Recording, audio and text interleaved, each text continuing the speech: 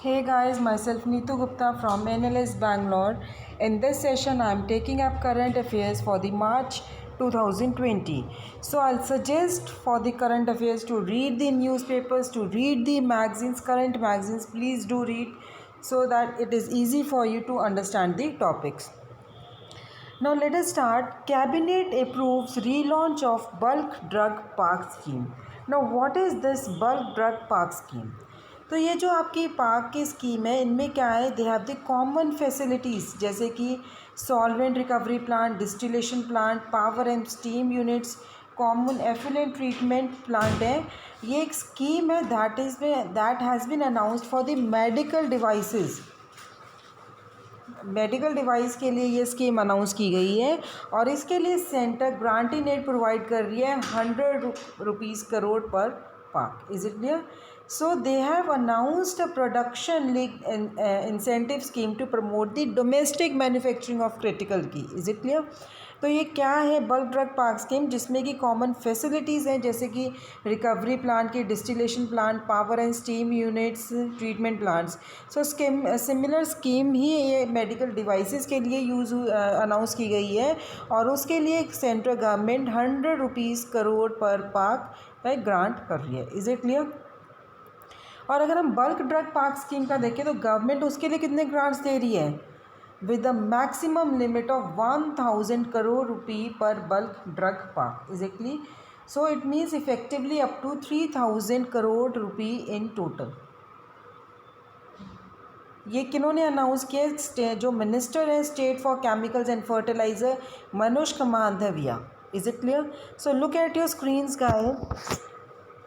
Cabinet approve the relaunch of a scheme up to set up 3 bulk drug parks, जिसके लिए पर park उन्होंने कितना दे रहे, 1000 करोड़ रुपी, और पर बल्क ड्रग पार्क तो 3 है तो it means around 3000 crore rupees दे रहे हैं. And 4 medical devices to outlay of 3400 crore rupee over 5 years.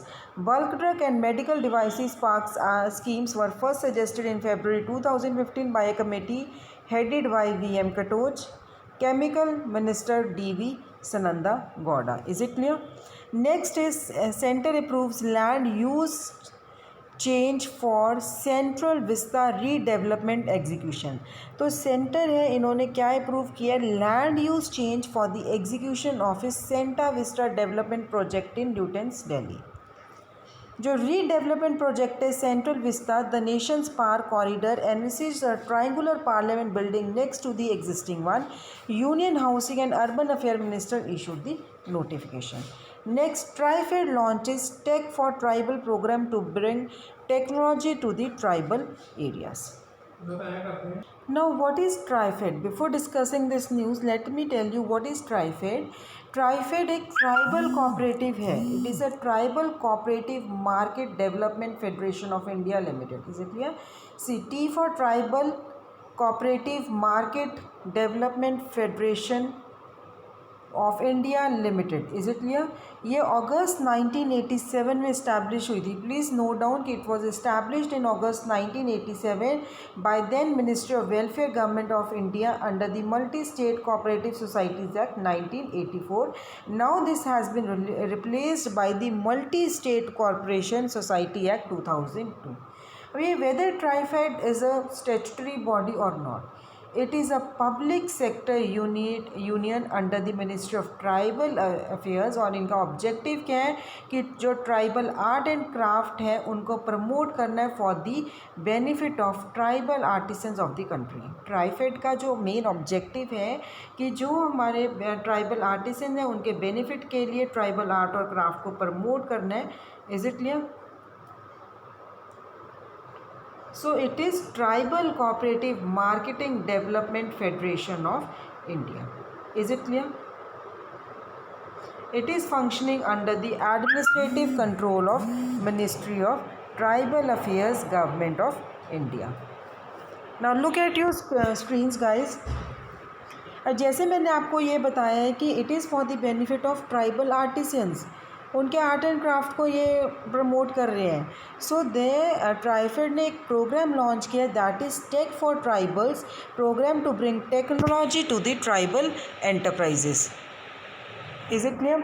तो इसमें उन्होंने क्या किया है, क्या लॉन्च किया है, इस जो प्रोजेक्ट लॉन्च किया है, प्रोग्राम लॉन्च किया है, तो इनको इस प्रोजेक्ट का एम क्या है, to transform 5 crore tribal entrepreneurs under the name tech for tribal has been launch.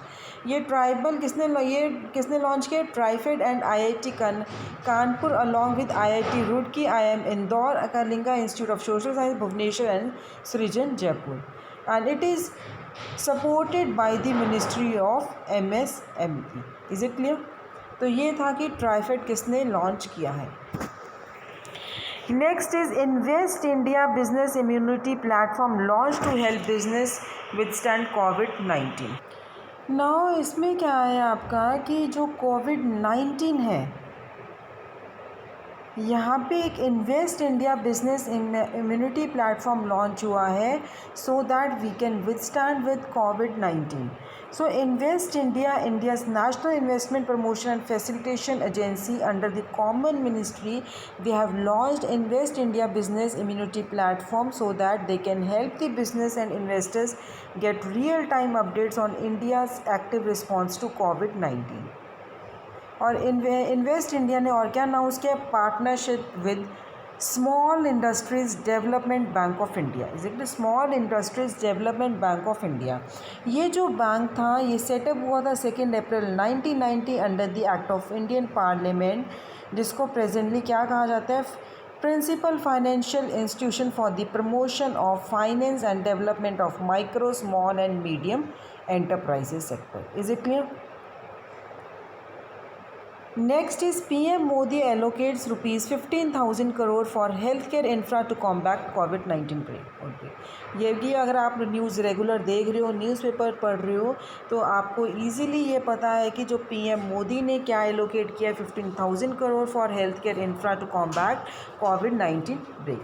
So look at your screens. PM Modi announced allocation of rupees 15,000 crore to strengthen healthcare infrastructure to fight coronavirus in India.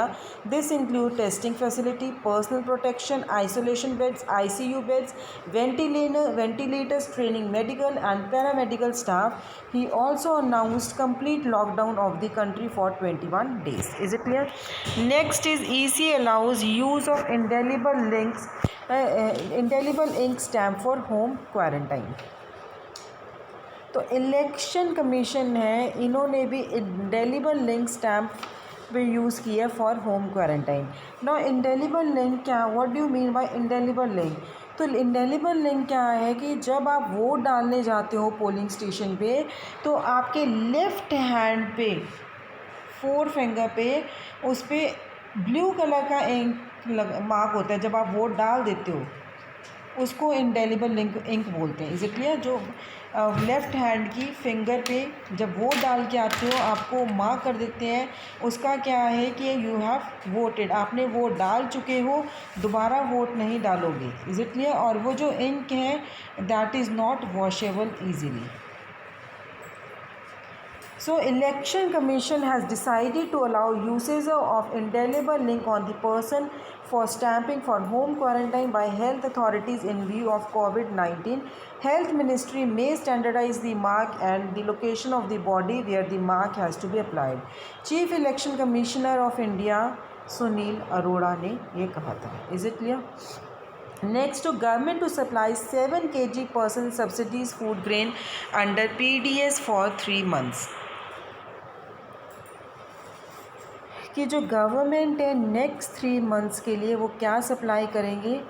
2 kg subsidise food grain under the public distribution system, taking the total monthly quota to 7 kg per person.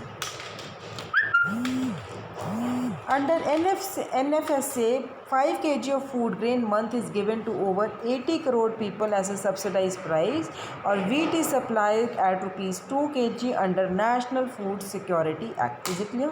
तो for National Food Security Act के under 5 kg of food grains per month is given to over 80 crore people at a subsidized price. Wheat is supplied at rupees 2 kg under National Food Security Act. Is it clear? Next is the COVID-19 impact.